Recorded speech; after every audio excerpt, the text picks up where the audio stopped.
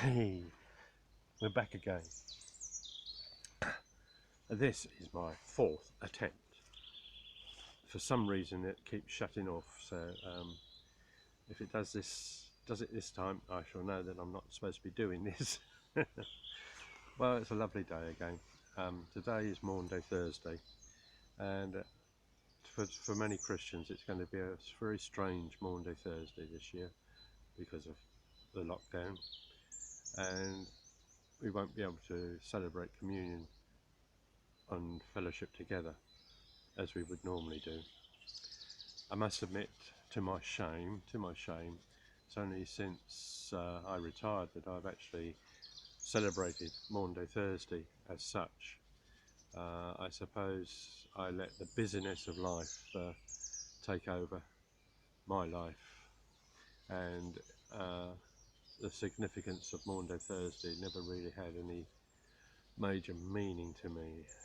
Oh yes, I knew all about it, and as a Christian, yeah, but it just didn't really sink in until I retired and was able to take more time. However, I say it's going to be very different for us Christians, and I think for many this will be the first time that we've actually been able to really meditate upon it and really think about it more. It's the significance of it. It's certainly something which I've been thinking about a lot more. And you know, when you have that time to sit and reflect, time to consider, that's very precious.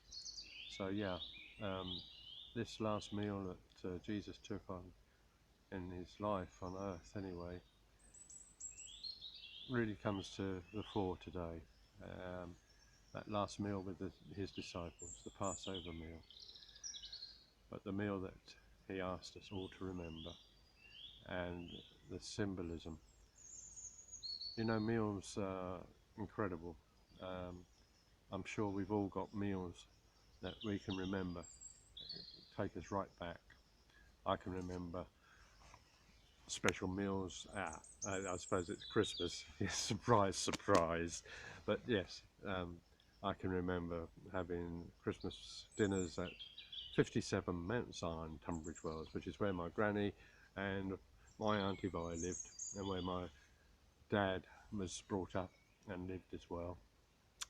Now, they had a very big table there where the whole family would gather around this table at Christmas time. And Auntie Vi would do the cooking. She'd do, you know, one year it would be the goose, next it would be turkey, but it was always a big family celebration around this one table. And would you believe that same table is still in our family?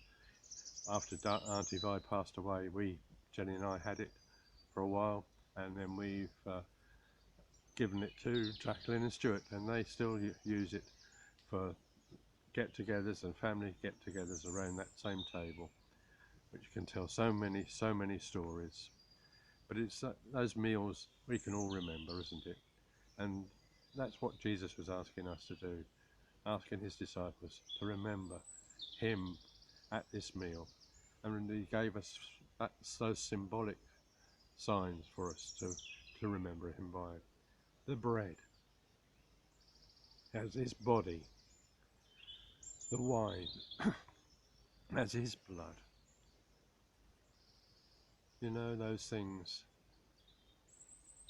that we take for granted, things that we have in our cupboards, in our wine racks, things, you know, that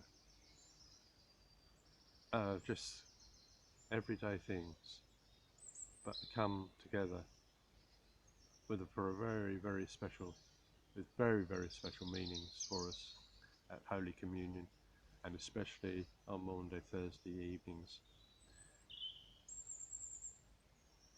I said it's the last meal that Jesus shared with his disciples,